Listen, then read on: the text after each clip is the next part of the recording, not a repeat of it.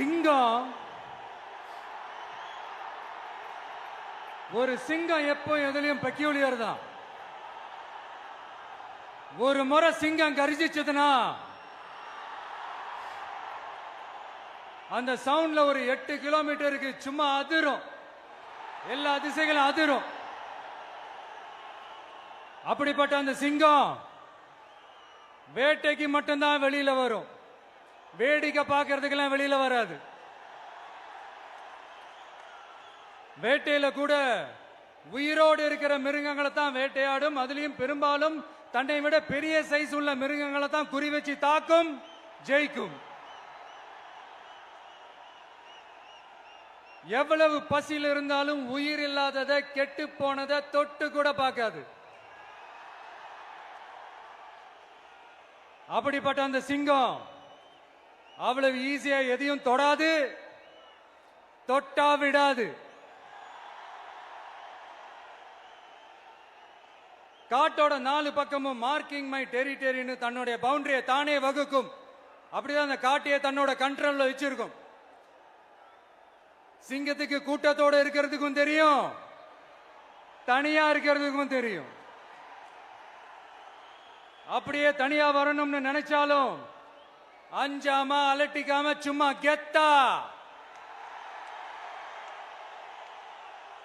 தனியா வந்து அத்தனை பேருக்கும் தண்ணி காட்டும். எப்போ எதிலையும் தன்னோட தனித்தன்மையை இழக்கவே இழக்காது. Yes, a lion is always a lion.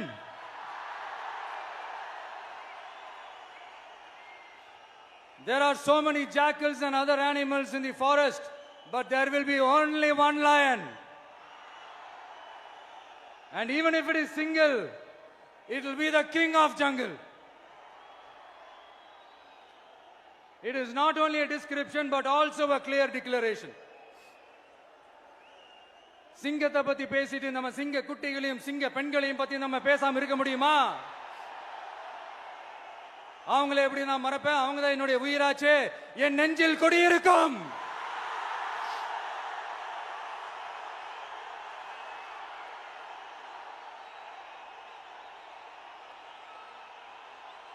என்னுடைய தோழர்களுக்கும் தோழிகளுக்கும்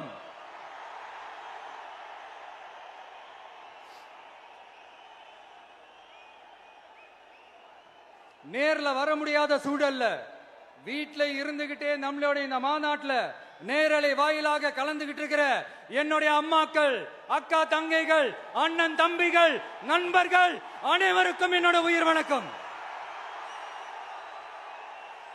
என்னோட உயிர் வணக்கம், என்னோட உயிர் வணக்கம்.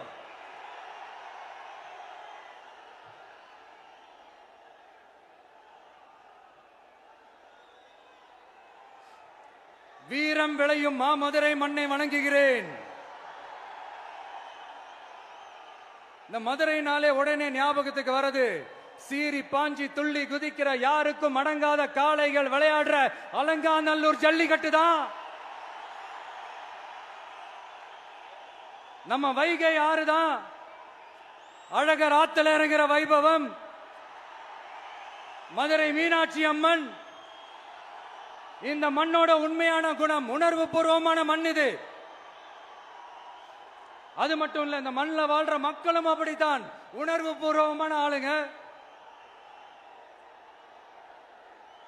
நான் இந்த மண்ணில் கால் எடுத்து வச்ச உடனே ஒரே ஒருத்தரை பத்தி தான் மனசுக்குள்ள ஓடிக்கிட்டே இருந்தது. அவர் யாருன்னு உங்களுக்கும் தெரிஞ்சிருக்கும். சினிமானாலும் சரி, அரசியல்னாலும் சரி, நமக்கு ரொம்ப ரொம்ப பிடிச்சது புரட்சி தலைவர் எம்ஜிஆர் அவர்கள் தான். அவரோட பழகிறதுக்கு எனக்கு வாய்ப்பு கிடைக்கல. ஆனா அவரை மாதிரியே குணம் கொண்ட என்னுடைய அண்ணன் புரட்சி கலைஞர் கேப்டன் விஜயகாந்த் அவர்களோட பழகிறதுக்கு எனக்கு நிறையவே வாய்ப்பு கிடைச்சது. அவரும் இந்த மதுரை மண்ணை சேர்ந்தவர் தானே, அவரை மறக்க முடியுமா? தமிழ்நாட்டு மக்கள் உணர்வுபூர்வமா உண்மையா நம்ம பக்கத்திலே நிக்கிறவங்க, அதுக்கு ஒரு மிகப்பெரிய அடையாளம் தான் இந்த மதுரை மண். நம்ம தமிழக வெற்றி கழகம் கையில் எடுத்திருக்கிற அரசியலும் அப்படித்தான். உண்மையான அரசியல், உணர்வு பூர்வமான அரசியல், நல்ல அரசியல், நல்லவங்களுக்கான அரசியல், நாட்டு மக்களுக்கான அரசியல், நல்லது மட்டுமே செய்கிற அரசியல்.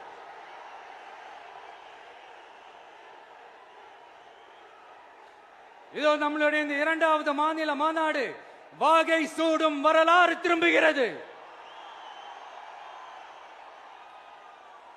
அப்படி இந்த மாநாட்டுக்கு பேர் வச்சிருக்கிறோம். 1967லயும் 1977லயும் நம்ம தமிழக அரசியல் ஒரு மிகப்பெரிய ஆட்சி அதிகார மாற்றங்கள் ஒண்ணு நடந்துச்சு இல்லையா? அதே மாதிரிதான் அடுத்த வருஷம் 2026ல அப்படி ஒரு வரலாறு திரும்ப போகுதுன்னு உறுதியா சொல்றதுக்கான மாநாடு தான் நம்மளோட இந்த இரண்டாவது மாநில மாநாடு. விக்கிரவாண்டி வீசாலையில் நம்மளுடைய ஃபர்ஸ்ட் மாநாடு நடத்தணும், வெற்றி கொள்கை திருவிழா. அதுக்கப்புறமே நீங்க பார்த்திருப்பீங்க, தமிழக அரசியல் அந்த தட்ப வெப்பத்தையே மாத்தினுச்சு. நமக்கு எதிராக எத்தனை குரல்கள். ஆனா உங்களுக்கு தான் நம்மளை பத்தி நல்லா தெரியுமே, எந்த குரலையும் காதலையே போட்டுக்காம மக்களோட குரலை மட்டுமே கேட்டுக்கிட்டு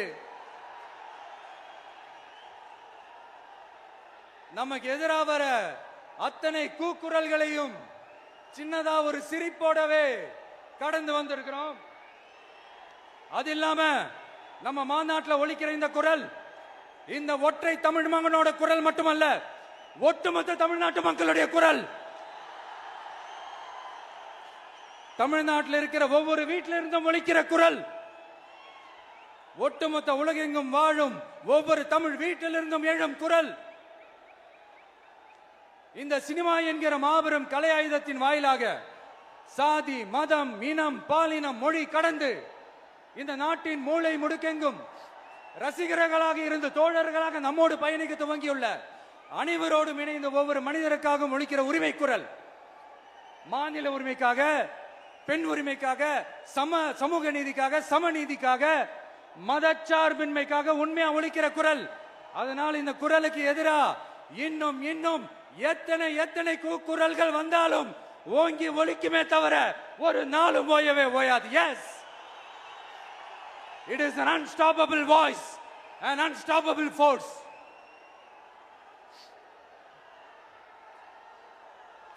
நம்ம அரசியலுக்கு வர்றதுக்கு முன்னாடி அட இவரெல்லாம் வர மாட்டாரியா, அவரே வரல, இவரே வரல, இவருங்க வர போறாரு அப்படின்ட்டு நிறைய பேர் ஜோசியம் சொன்னாங்க. அப்புறம் நம்ம கட்சியினுடைய பேர் அறிவிச்சதுக்கு அப்புறம் பேரு தானே அறிவிச்சிருக்கிறாரு, மக்கள் கிட்ட பேர் வாங்கணும்ல, அதெல்லாம் முடியாதுன்னாங்க. அப்புறம் ரொம்ப முக்கியமா மாநாடுலாம் எவ்வளவு பெரிய விஷயம், அதெல்லாம் இவர் ஒத்தால எப்படி பண்ண முடியும், சும்மா பக்கத்துல புசியானதை வச்சுக்கிட்டு மாநாடுல எப்படி நடத்தி காட்ட முடியும், அதெல்லாம் அவங்களால முடியாது. அப்புறம் மழை பெஞ்சு எல்லாத்தையும் கெடுத்துரும். ஏன் என் கூட இருக்கிறவங்களே கூட தான் சொன்னாங்க. அதுக்கப்புறம் என்ன நடந்துச்சுன்னு உங்க எல்லாருக்குமே தெரியும். இப்ப புதுசா ஒண்ணு சொல்ல ஆரம்பிச்சிருக்கிறாங்க. அது என்னடானா, ஆட்சியை பிடிக்கிறதெல்லாம் அவ்வளவு ஈஸி இல்லை இல்லையா. இப்ப அதெல்லாம் விட்டாங்க, இப்ப இங்க வந்துட்டாங்க. இவர் நேரா ஷூட்டிங்ல இருந்து வருவாராம், வந்து ஆட்சியை பிடிப்பாராம். அது எப்படி இவராலே முடியும், அவராலேயே முடியல, இவராலேயே முடியல, அவருக்கு அத்தனை வருஷம் ஆச்சு, இவராலே எப்படி முடியும் ஒரு பக்கம். இன்னொரு பக்கம் கூட்டம்லாம் ஓகே தான், அது எப்படி ஓட்டா மாறும் அப்படின்றது இன்னொரு பக்கம். இப்படி கதை, திரைக்கதை, வசனம், இயக்கம், பாடல்கள்,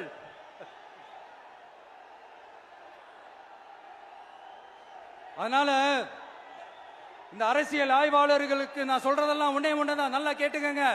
இந்த விஜய்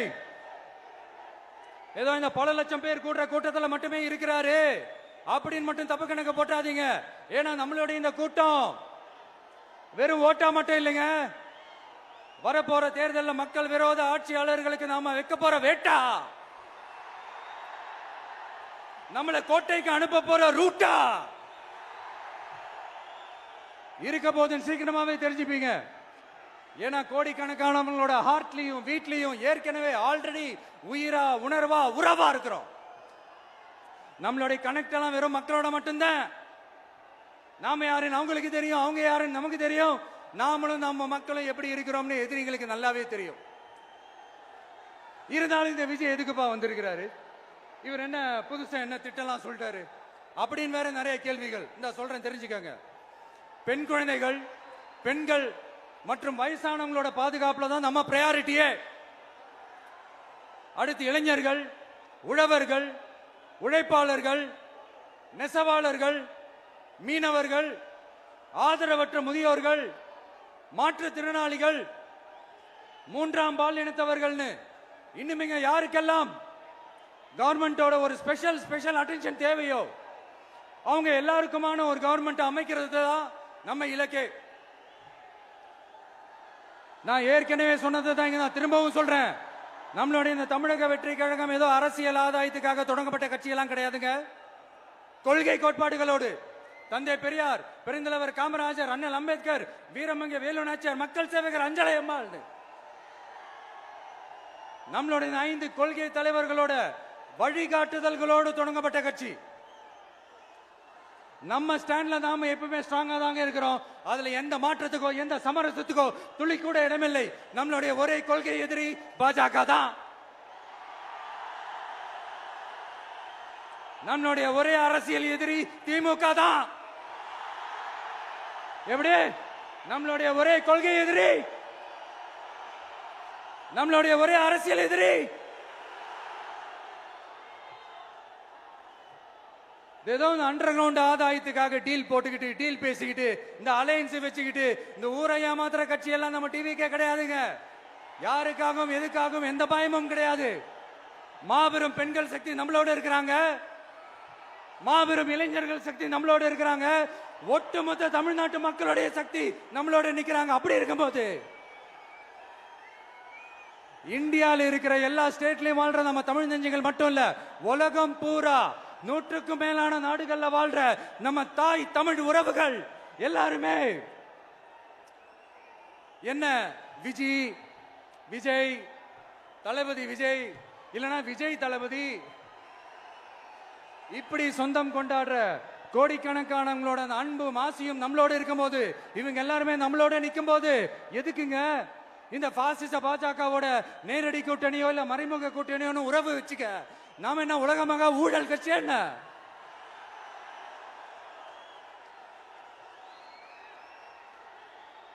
நம்மளை பத்தி சின்னதா ஒரு உண்மை ஒண்ணு சொல்லலாமா? என்னடா இவர் வாயால இப்படி சொல்றாருன்ட்டு யாரும் தவறா நினைச்சுக்க வேணாம். ஏன்னா இது ஒரு விதத்துல ஒரு ஃபேக்டும் கூட. அதனாலதான் நான் சொல்லணும்னு ஆசைப்படுறேன். நம்ம யார் தெரியும்ல? நாம எல்லாருமே சொல்றேன். நாம யார் தெரியும்ல? இந்தியாவின் மாபெரும் மக்கள் சக்தி கொண்ட ஒரு மகத்தான வெகுஜன மக்கள் படை.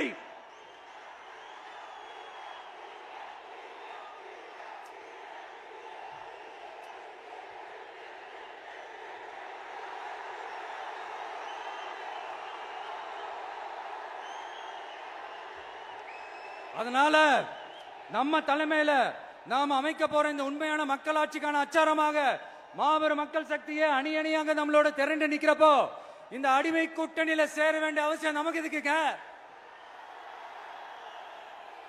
நம்மளுடைய இந்த கூட்டணி சுயமிழந்த கூட்டணியெல்லாம் இருக்காது, சுய மரியாதை கூட்டணியா தான் இருக்கும். இந்த ஒரு பக்கம் RSS கிட்ட அடிபணிஞ்சுக்கிட்டு, இன்னொரு பக்கம் மதச்சார்பற்ற கூட்டணின்னு இந்த மக்களை ஏமாத்துற கூட்டணியெல்லாம் நம்ம கூட்டணி இருக்காது.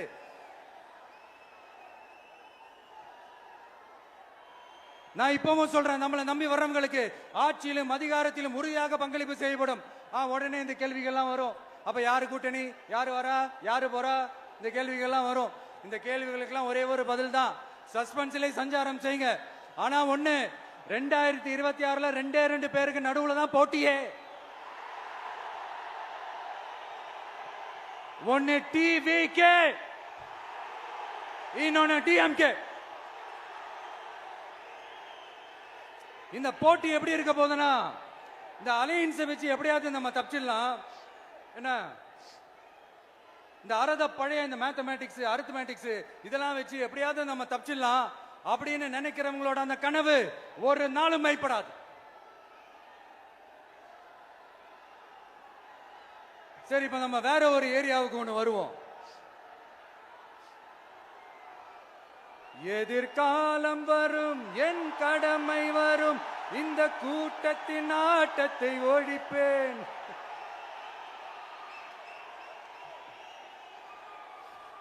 மக்கள் அரசியல் என்ற அந்த சவுக்க கையில் எடுக்கலாமா?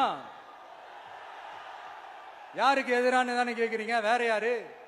மறைமுக உறவுக்காரர்களான பாசிச பாஜகவும் பாய்சன் திமுகவும் தான். மாண்புமிகு பிரதமர் நரேந்திர மோடிஜி அவர்களே, 3வது முறையா ஒன்றியத்தோட ஆட்சி அதிகாரத்தை நீங்க தானே கையில் வச்சிருக்கிறீங்க. இல்ல நாங்க தெரியாம தான் கேட்கிறோம். நீங்க ஆட்சிக்கு வந்தது ஒட்டுமொத்த மக்களுக்கும் நல்லது செய்யவா, இல்ல நம்மளுடைய இந்த இஸ்லாமிய நண்பர்களுக்கும் இஸ்லாமிய தோழர்களுக்கும் எதிராக சதி செய்யவா? மக்களுக்கு உங்ககிட்ட கேட்கறதுக்குன்னு ஏராளமான கேள்விகள் இருக்குது. அதனால அவங்க சார்பா அவங்கள ஒருத்தனா அவங்களோட ஒரு உண்மையான ஒரு பிரதிநிதியா உங்ககிட்ட சில கேள்விகள் கேட்கணும். மிஸ்டர் பிரைம் மினிஸ்டர் அவர்களே, நம்ம தமிழ்நாட்டு மீனவர்கள் கிட்டத்தட்ட ஒரு 800 பேருக்கு மேல இலங்கை கடற்படையால தாக்கி அழிக்கப்பட்டிருக்கிறாங்க. அதை கண்டிக்கிறதுக்காக உங்களை பெருசா எதுவும் செய்ய சொல்லல, சின்னதா ஒண்ணு மட்டும் செஞ்சு கொடுங்க. இனிமேலாச்சும் எங்களுடைய மீனவர்கள் பாதுகாப்பா இருக்கிறதுக்காக இந்த கச்சத்தீவை இலங்கை கிட்ட இருந்து மீட்டு கொடுத்துருங்க, அது போதும். உங்களுடைய இந்த முரட்டு பிடிவாதத்தால நீங்க நடத்துற இந்த நீட்டு தேர்வு, அதனால இங்க என்னென்ன நடக்குதுன்னு சொல்றதுக்கே மனசு வலிக்குது. அதனால அந்த நீட்டு தேர்வு தேவையில்லைன்னு அறிவிச்சிருங்க, அது போதும். செய்வீர்களா திரு நரேந்திரபாய் தாமோதர் மோடிஜி அவர்களே? எங்களுக்கு என்னென்ன தேவையோ என்னென்ன நல்லதோ அதெல்லாம் செய்ய மாட்டேங்கிறீங்க. ஆனா ஆட்சி அதிகாரத்தை மட்டும் கையில வச்சுக்கிட்டு மக்களை ஏமாத்த நேரடியாக ஒரு பாசிச பாஜக அடிமை கூட்டணி ஒண்ணு. அடுத்து உங்களோட இந்த மைனாரிட்டி ஆட்சியை ஓட்டுறதுக்காக மறைமுகமாக RSS அடிமை குடும்பம்னு இன்னொரு கூட்டணி. இப்படி மக்கள் சக்தியே இல்லாத இந்த ஊழல் கட்சிகளை மிரட்டி அடிபணிய வச்சு 2029 வரைக்கும் சொகுசு பயணம் போயிடலாம்னு திட்டம் தீட்டி வச்சிருக்கிறீங்க. அதானே ஜி? என்ன ஜி? ஒண்ணு மட்டும் சொல்றேன், தெரிஞ்சுக்கங்க. என்னதான் நீங்க இந்த நேரடி மறைமுக கூட்டணி குட்டிகரணம் போட்டாலும் தாமரை இலையில தண்ணியே ஒட்டாது. தமிழக மக்கள் மட்டும் எப்படி ஒட்டுவாங்க?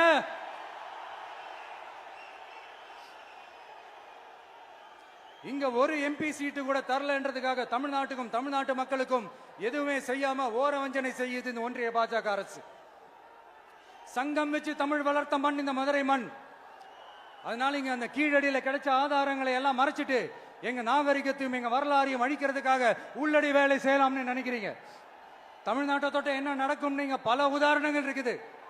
அதனால இதையெல்லாம் மறைச்சிட்டு எங்க மக்களை ஏமாத்திடலாம்னு மட்டும் நினைக்காதீங்க. மத நல்லிணக்கத்திற்கு பெயர் பெற்ற இந்த மதுரை மண்ணிலிருந்து சொல்றேன், உங்க எண்ணம் எல்லாம் ஒரு நாளும் ஈடேறாது.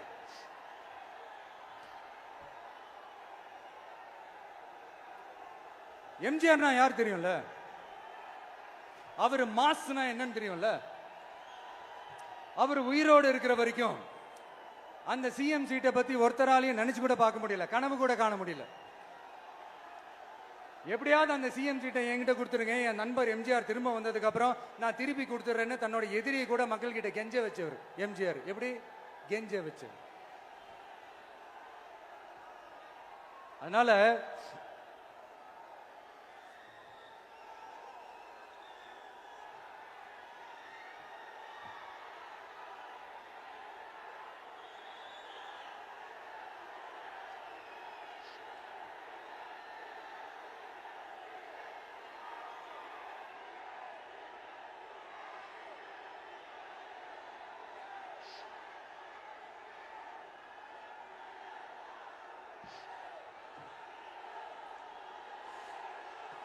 ஆனா இப்போ அவர் ஆரம்பிச்ச அந்த கட்சியை, எம்ஜிஆர் அவர்கள் ஆரம்பிச்ச அந்த கட்சியை கட்டி காக்கிறது யாரு? இன்னைக்கு அந்த கட்சி எப்படி இருக்குது? அதை நான் சொல்லிதான் உங்களுக்கு தெரியணுமா? அப்பாவி தொண்டர்கள் அதை வெளியில சொல்ல முடியாம வேதனையில தவிக்கிறாங்க. 2026 சட்டமன்ற தேர்தலில் யாருக்கு ஓட்டு போடணும், எப்படிப்பட்ட ஆட்சி இங்க அமையணும்னு அந்த அப்பழுக்கற்ற அந்த தொண்டர்களுக்கும் ரொம்ப நல்லாவே தெரியும். அதனால என்ன வேஷம் போட்டுக்கிட்டு பாஜக இங்க தமிழ்நாட்டுக்குள்ள வந்தாலும் அவங்க வித்தை எல்லாம் இங்க வேலைக்கே ஆகாது. இப்படி பொருந்தா கூட்டணியா இந்த பாஜக கூட்டணி இருக்கிறதுனால இப்ப ஆட்சியில இருக்கிற இந்த வெற்றி விளம்பர மாடல் திமுக என்ன செய்யுதுன்னு தெரியும்ல? பாஜகவோட உள்ளுக்குள்ள ஒரு உறவை ஒண்ணு வச்சுக்கிட்டு வெளியில எதிர்க்கிற மாதிரி ஒரு டிராமா ஒண்ணு பண்ணிக்கிட்டு எதிர்கட்சியா இருந்தா போங்க மோடின்னு பலூன் விடுறது, ஆளுங்கட்சியா இருந்தா வாங்க முடியும்னு கொடை பிடிச்சுக்கிட்டு கும்பிடு போடுறது. இது மட்டுமா? ஒரு ரைடுன்னு ஒன்று வந்துட்டா போதும், இது வரைக்கும் போகவே போகாத ஒரு மீட்டிங், அதை காரணம் காட்டி டெல்லிக்கு போறது, அங்க ஒரு சீக்கிரட் மீட்டிங் நடத்துறது.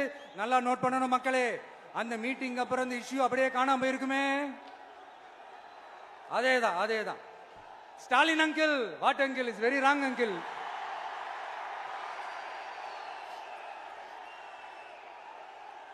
இப்படி தமிழ்நாட்டில் இப்ப நடக்கிற இந்த ஆட்சியினுடைய லட்சணத்தை பார்த்துக்கிட்டு நாம எப்படி சும்மா இருக்க முடியும்? ஒரு தவறு செய்தால், அதை தெரிந்து செய்தால், அவர் கபட நாடக மு.க. ஸ்டாலின் அங்கிளாகவே இருந்தாலும், அங்கிள் உங்களுக்கு மனசாட்சின்னு ஒண்ணு இருந்துச்சுன்னா நாங்க கேட்கிற கேள்விகளுக்கு மட்டும் கொஞ்சம் பதில் சொல்லுங்க அங்கிள். நீங்க நடத்துற இந்த ஆட்சியில நேர்மை இருக்கா? நியாயம் இருக்கா? ஊழல் இல்லாம இருக்கா? சட்டம் ஒழுங்கு சரியா இருக்கா? பெண்களுக்கு பாதுகாப்பு இருக்கா? பொதுமக்களுக்கு பாதுகாப்பு இருக்கா? இயற்கை வளங்களுக்கு பாதுகாப்பு இருக்கா? சொல்லுங்க மை டியர் அங்கிள், சொல்லுங்க. டாஸ்மாக்ல மட்டுமே இது வரைக்கும் 1000 கோடிக்கு மேல ஊழல்னு சொல்றாங்க. அதுல மட்டுமா தப்பு நடக்குது? வேற எதுல தான் நடக்கல? உலகத்திலே மிஸ்டர் கிளீன் ரெக்கார்ட்ஸ் எல்லாம் உங்களுக்கும் உங்க கூட இருக்கிறவங்களுக்கும் மட்டும்தான் அங்கிள் கொடுக்கணும். இதை பார்த்து வாயே இல்லாத ஊரு கூட வயிறு வலிக்கு சிரிக்குது. பெண்களுக்கு 1000 ரூபாய் கொடுத்துட்டீங்கன்னா போதுமா அங்கிள்? அப்படியே அதை மூடி மறைச்சிடலான்னு பாக்குறீங்களா? படிக்கிற இடத்துல, வேலைக்கு போற இடத்துல, வெளியில போற இடத்துலன்னு அவங்களுக்கு பாதுகாப்பே இல்லைன்னு ஒட்டுமொத்த பெண்களும் கதறாங்க. அந்த கதறல் சத்தம் ஏதாவது உங்க காதுல கேக்குதா அங்கிள்? இதுல வேற உங்க அப்பான்னு கூப்பிடுறாங்கன்னு வேற சொல்றீங்க. What is this uncle? Is very very wrong uncle, is very very wrong. பெண்களுக்கு மட்டுமா பொய் வாக்குறுதி கொடுத்து ஏமாத்துறீங்க? அரசு ஊழியர்கள், ஆசிரியர்களை ஏமாத்துறீங்க, விவசாயிகளை ஏமாத்துறீங்க, பரந்தூர்ல பாதிப்பே வராதுன்னு சொல்லி ஏமாத்துறீங்க, மீனவர்களை ஏமாத்துறீங்க, போதைப் பொருள் கலாச்சாரத்தை ஒழிக்காம ஏமாத்துறீங்க. ஐயோ, very very வஸ்ட் uncle, very very வஸ்ட். எப்படி கேட்டாலும் இவங்க கிட்ட இருந்து எந்த பதிலும் வரப்போறதில்லை. ஏன்னா இருந்தா தானே. இப்ப ஆட்சியில இருக்கிற நம்மளுடைய அங்கிள் பதில் சொல்றது இருக்கட்டும். மக்களை நீங்க சொல்லுங்க, நீங்க உண்மையை சொல்லுங்க. செய்வோம்னு சொன்னாங்களே, சொன்னதெல்லாம் செஞ்சாங்களா? உங்களை தான் கேக்குறேன், சொன்னதெல்லாம் செஞ்சாங்களா? சத்தமா மை டியர் அங்கிள், கேக்குதா? மக்களோட சத்தம் கேக்குதா? இது வெறும் சாதாரணமான முழக்கம் தான். கூடிய சீக்கிரம் மக்களை போய் சந்திக்க போறேன், அவங்களோட மனசு விட்டு பேச போறேன். அதுக்கப்புறம் இந்த சாதாரணமான முழக்கம் இடி முழக்கமா மாறும். அத்தோட நிக்காது. அந்த இடி முழக்கம் தமிழ்நாட்டோட போர் முழக்கமா மாறும். அந்த போர் முழக்கம் உங்களை ஒரு நிமிஷம் கூட தூங்க விடாது. நடக்குதா இல்லையான்னு பாருங்க. என்னடா இவன் இவ்வளவு ஸ்ட்ராங்கா சொல்றானேன்னு பாக்குறீங்களா? எல்லாரும் கட்சி ஆரம்பிச்சதுக்கு அப்புறம் தான் ஒவ்வொரு வீட்டுக்குள்ளேயும் போறதுக்கு ட்ரை பண்ணுவாங்க. ஆனா நாங்க அப்படி இல்லை. ஒவ்வொரு வீட்டுக்குள்ளேயும் போனதுக்கு அப்புறம் தான் கட்சியாவே ஆரம்பிச்சிருக்கிறோம்.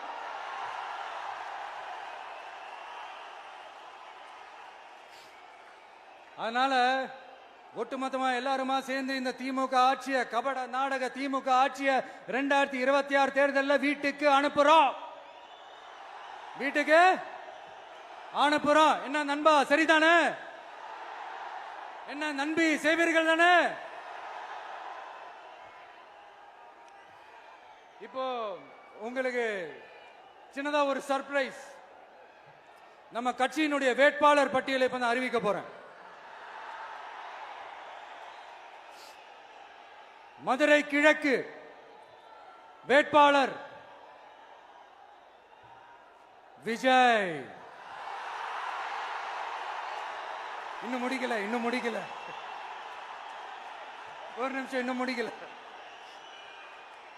மதுரை மேற்கு வேட்பாளர் விஜய். மதுரை மத்தி வேட்பாளர் விஜய். மதுரை தெற்கு வேட்பாளர் விஜய். மதுரை வடக்கு வேட்பாளர் விஜய். மேலூர் விஜய். சோழவந்தான் விஜய். திருப்பரங்குன்றம் விஜய். திருமங்கலம் விஜய். உசிலம்பட்டி விஜய்.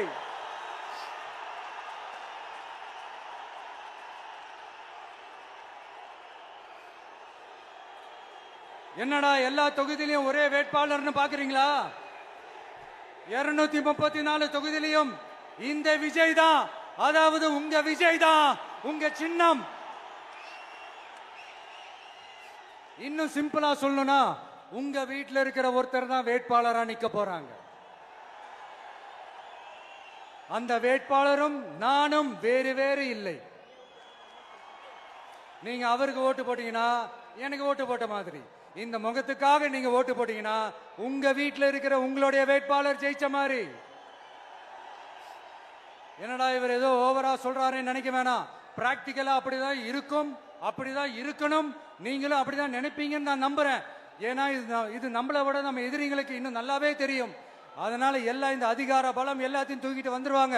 வரட்டும், பாத்துக்கலாம். TVK will take it, TVK will meet it, TVK will compete with it and TVK will conquer it, TVK will conquer it.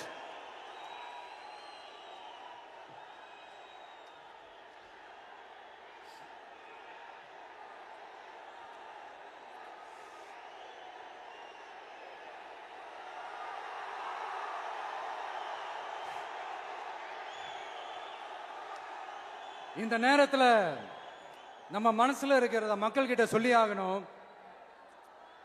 Thoothukudi ஸ்னோலினோட அம்மா என்ன அவங்களோட தம்பி, இன்னும் அவங்க பொண்ணுக்கு நான் தாய் மாமன்னு சொன்னாங்க. அந்த அக்காவோட குழந்தைக்கு மட்டும் இல்லைங்க, என்ன அண்ணனா தம்பியா நினைக்கிற தமிழ்நாட்டில் இருக்கிற என்னோட எல்லா சகோதரிகளின் குழந்தைகளுக்கும் நான் இன்னைக்கு மட்டும் இல்ல, என்னைக்குமே ஒரு தாய் மாமனா தான் இருப்பேன். நீங்க எல்லாரும் என்னுடைய ரத்த உறவு, கூட பிறந்த பொறுப்பு.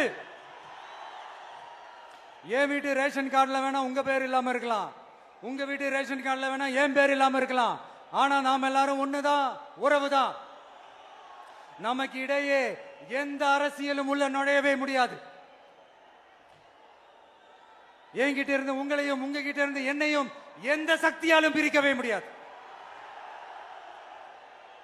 அப்புறம் நான் ஒன்னும் இந்த மார்க்கெட் போனதுக்கு அப்புறம், ரிட்டையர் ஆனதுக்கு அப்புறம் அடைக்கலம் தேடி அரசியலுக்கு வரல, படைக்கலனோட வந்திருக்கிறோம். பவர்ஃபுல் போர்ஸோட, மாபெரும் படை வரிசையோட, எல்லாத்துக்கும் தயாராகி தான் வந்திருக்கிறோம். இவ்வளவு தயாரா நாம அரசியலுக்கு வர்றதுக்கு ரொம்ப ரொம்ப முக்கிய காரணம் ஒண்ணு இருக்கு. அது என்ன தெரியுமா? நன்றி கடன், நன்றி கடன், நன்றி கடன். கிட்டத்தட்ட ஒரு 30 வருஷமா, 30 வருஷத்துக்கு மேல நீங்க தான், நம்ம மக்கள் தான் என் கூட நிக்கிறீங்க, எனக்காக நிக்கிறீங்க, என்னை தாங்கி பிடிக்கிறீங்க, மனசுல ஏந்தி பிடிக்கிறீங்க, தாய் அன்போட மடியில ஏந்திக்கிறீங்க. உண்மையை சொல்லணும்னா வேற யாரை விடவும் எனக்கு இந்த அன்பையும் ஆதரவையும் கொடுத்திருக்கிறீங்க. என் மேல உயிரையே வச்சிருக்கிறீங்க. என்ன உங்க வீட்டுல ஒருத்தனாவே ஆக்கிட்டீங்க. நீங்க எனக்கு கடவுள் கொடுத்த வரம்.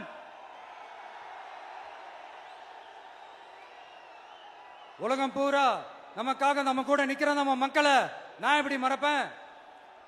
நான் என் லைஃப்ல ரொம்ப உயிரா நினைக்கிறது பெண்களை, குழந்தைங்களை, இளைஞர்களை, உழைக்கிற மக்களை தான். இவங்க தான் நம்மளோட வகைரா. இத பார்த்துதான் நம்மளோட எதிரிகளுக்கு பத்தி எரியுது. அதுக்காக நாம் என்ன செய்ய முடியும்? அதனால நம்ம உறவுகளை, சொந்தத்தை, வகைராவை யாருக்காகவும் எதுக்காகவும் விட்டு கொடுக்க முடியாது இல்லையா? Here at this moment among this August gathering, I want to open my heart and say I enjoy people, I respect people, I worship people.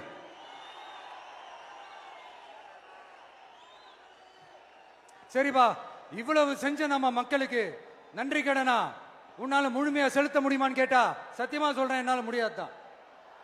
இன்னும் எத்தனை ஜென்மம் எடுத்தாலும் அந்த நன்றி கடனை என்னால தீர்க்கவே முடியாது. அப்புறம் என்ன மானாவு கடா நீ வந்திருக்க அதானே கேக்குறீங்க? மைண்ட் வாய்ஸ் கேட்ட மாதிரி இருந்தது. வாழ்நாள் முழுக்க நம்ம மக்களுக்காக ஆதரவா துணையா நிக்கிறத தவிர, அவங்களுக்காக உழைக்கிறத தவிர எனக்கு வேற எந்த எண்ணமும் இல்லை. எனக்கு இப்ப வேற வேலையும் இல்லை. இனிமே எனக்கு இதுதான் என் வேலையே, என் கடன் இனி என் மக்களுக்கு பணி செய்து கிடப்பதே. இப்படியா ஹார்ட் டு ஹார்ட் யதார்த்தமா பேசிய பழகிட்டோம். இதுக்கு மேலேயும் எனக்கும் மக்களுக்கும் இடையே இருக்கிற அந்த உறவை பத்தி நான் பேச ஆரம்பிச்சேன்னா ஒரு மாதிரி எமோஷனல் ஆயிடுவேன். அப்புறம் அதை கண்ட்ரோல் பண்றது ரொம்ப கஷ்டம். அதனால என்ன மனசார நேசிக்கிற நம்ம மக்களுக்கு ஒன்னே ஒன்று சொல்றேன். இந்த விஜய் உங்க விஜய், உங்களுக்கான விஜய், உங்களுக்காக மட்டுமே இருக்கிற விஜய். உங்க கூட நிக்க, உங்களுக்காக நிக்க, உண்மையா நிக்க, உணர்வோட நிக்க, உறுதியா நிக்க, உங்க கூட பேச, உங்களுக்காக பேச, உண்மையா பேச, உணர்வோட பேச, உறுதியா பேச, உங்களுக்காக சேவை செய்ய உங்க விஜய் நான் வர.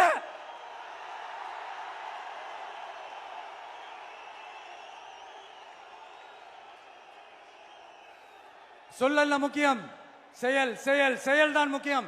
செய்கை தான் சும்மா சிறப்பா இருக்கணும். நான் ஆட்சிக்கு வந்தேன்னா சும்மா அது செய்வேன், இது செய்வேன், நல்லது செய்வேன், உருட்டுவேன், புரட்டுவேன், அதெல்லாம் கிடையாது. செய்யறதுக்கு, நல்லது செய்யறதுக்கு, நல்லது செய்யறதுக்கு மட்டும்தான் இந்த விஜய். அப்புறம் ஒரு அரசியல் தலைவன், அவன் சினிமாக்காரனா, நல்லவனா, கெட்டவனா, இதெல்லாம் தாண்டி அவன் உண்மையானவனா, அதுதான் ரொம்ப ரொம்ப முக்கியம். இது சம்பந்தமா ஒரு குட்டி கதை ஒன்று சொல்றேன். ஒரு நாட்டில் ஒரு ராஜா தனக்கு பக்கபலமா இருக்கிறதுக்காக, கூட துணையா இருக்கிறதுக்காக ஒரு தளபதியை தேடுறாரு. சரியான தகுதிகளோட ஒரு 10 பேர் செலக்ட் ஆகுறாங்க. ஆனா அதுல ஒருத்தர் மட்டும் தான் செலக்ட் பண்ணணும். அதனால அந்த ராஜா என்ன பண்றாருன்னா ஒரு டெஸ்ட் வைக்கிறாரு. அந்த 10 பேர் கையிலையும் விதை நெல்லை கொடுத்து இதை நல்லா வளர்த்து கொண்டு வாங்க, ஒரு 3 மாசம் கழிச்சு வாங்கன்னு சொல்லி அனுப்பி வச்சிடுறாரு. 3 மாசம் கழிச்சு வரும்போது அதுல ஒருத்தர் ஆளு உயரத்துக்கு வளர்த்திருந்தாரு, ஒருத்தர் தோல் உயரத்துக்கு வளர்த்திருந்தாரு. அதுல ஒரு 9 பேரும் நல்லா வளர்த்து கொண்டு வந்திருந்தாங்க. ஒருத்தர் மட்டும் வெறும் தொட்டியோடவே வந்தாரு. என்னன்னு கேட்டதுக்கு, நானும் தண்ணி ஊத்தி ஊத்தி பாக்குறேன், உரம் வச்சு வச்சு பாக்குறேன், வளரவே மாட்டேங்குது ராஜா, என்ன பண்றதுன்னு தெரியலன்னு சொன்னதுக்கு ராஜா அவரை கட்டி அணைச்சிக்கிட்டு, இனிமே நீதான் என்னுடைய தளபதி, எல்லா அதிகாரமும் உனக்கு தான் சொன்னாரு. ஏன்னா அந்த 10 பேர் கையிலையும் ராஜா கொடுத்தது அவித்த விதை நெல், அது முளைக்கவே முளைக்காது. அந்த 9 திருட்டு பயலும் என்ன பண்ணிருக்காங்கன்னா வேற விதை நெல்லை வாங்கி அதை வளர்த்துட்டு ராஜாவையும் மக்களையும் ஏமாத்திருக்கிறாங்க. ஆனா இவர் மட்டும் உண்மையை போட்டு உடைச்சிட்டார். அதனால ஒரு நாட்டுக்கு திறமை எந்த அளவுக்கு முக்கியமோ அந்த அளவுக்கு உண்மையும் நேர்மையும் முக்கியம். இப்போ நீங்க எல்லாரும் தான் அந்த ராஜா. நீங்க தேர்ந்தெடுக்க போற அந்த தளபதி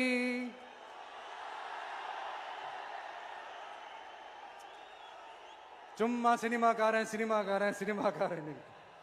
அம்பேத்கர் அவர்களை தோக்கடிச்சது சினிமாக்காரன் இல்ல, அரசியல்வாதி. காமராஜர் அவர்களை தோக்கடிச்சது, இங்க விருதுநகர் பகுதியில் தோக்கடிச்சது சினிமாக்காரன் இல்ல, இன்னொரு அரசியல்வாதி. இன்னைக்கும் நம்ம கூட வாழ்ந்துட்டு இருக்கிற நல்ல கண்ணு ஐயாவை தோக்கடிச்சது சினிமாக்காரன் இல்ல, அரசியல்வாதி. இப்படிப்பட்ட நல்ல நல்ல தலைவர்களை எதிர்த்து நின்று தோக்கடிக்கணும்னு அந்த எண்ணத்தை உருவாக்குனது சினிமாக்காரன் இல்ல, அரசியல்வாதி.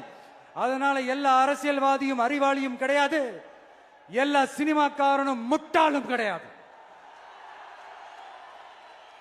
கான்பிடண்டா இருங்க, நல்லதே நடக்கும், வெற்றி நிச்சயம். மீண்டும் சந்திக்கும் வரை நன்றி, வணக்கம்.